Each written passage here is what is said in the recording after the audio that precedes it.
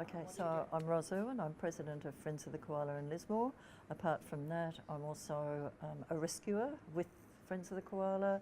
My husband and I staff the rescue hotline 2 to 3 nights a week, so we're pretty involved in all of that. But the Friends of the Koala itself is licensed to rescue, release, rehabilitate and release koalas into the wild, and we certainly do that. We collect somewhere around about 300 koalas a year on an average year. Last year it was 437. So we're left in a bit of a quandary about that. How did that happen? Is it climate change? Is it that our community education is getting better and people are learning more about when a koala really needs to be rescued rather than to be just enjoyed? I think the conference has really been worthwhile attending, and I came because we want to take back anything that's useful for us, and I think I found a number of things there that have been really interesting and worth pursuing, so it's been very worthwhile.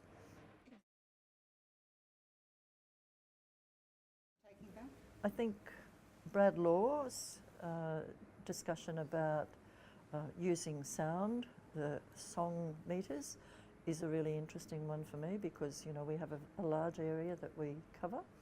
I think looking at some of the things that the Port Macquarie Council is doing, I think that's been really good. So I'd have to go through my checklist, but I think almost every presentation has had something in it that is really worthwhile. I would be changing the attitude of politicians, quite frankly, because at the end of the day, it's the acts that they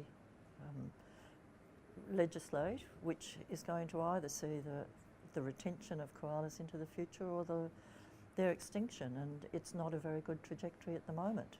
Certainly the Biodiversity Conservation Act does seem to cause a great deal of concerns for us in terms of the fact that it does allow a lot of trees to be removed without much oversight. So yes, I'd like politicians who are making decisions to actually understand that koalas and wildlife and the environment are essential to our well-being into the future.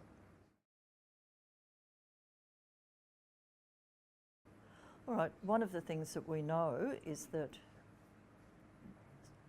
koalas are likely to be released back into the wild if we are notified early that they are actually in trouble and should be rescued.